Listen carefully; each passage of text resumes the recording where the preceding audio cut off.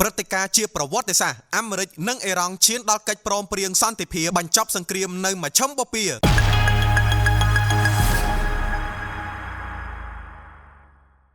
បន្ទាប់ពីការប្រកាសជាប្រវត្តិសាស្ត្រមួយបានលេចឡើងតាមការផ្សាយរបស់សារព័ត៌មាន BBC នៅថ្ងៃច័ន្ទទី15ខែមិថុនាឆ្នាំ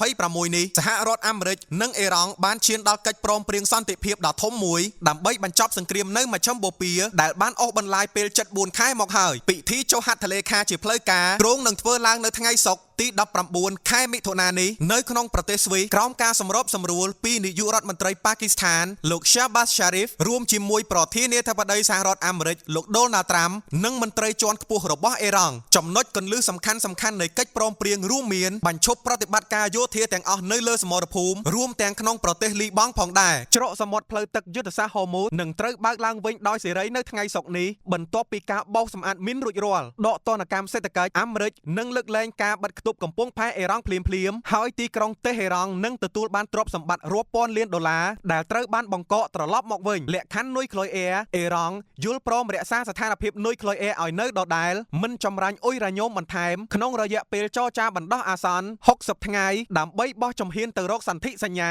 រុះរើសារធាតុនុយក្លេអ៊ែររយៈពេលវែងនេះជាជំហានវិជ្ជមានថ្មីមួយសម្រាប់សន្តិសុខពិភពលោកដែលគ្រប់គ្នាកំពុងតាមដានយ៉ាងយកចិត្តទុកដាក់បំផុត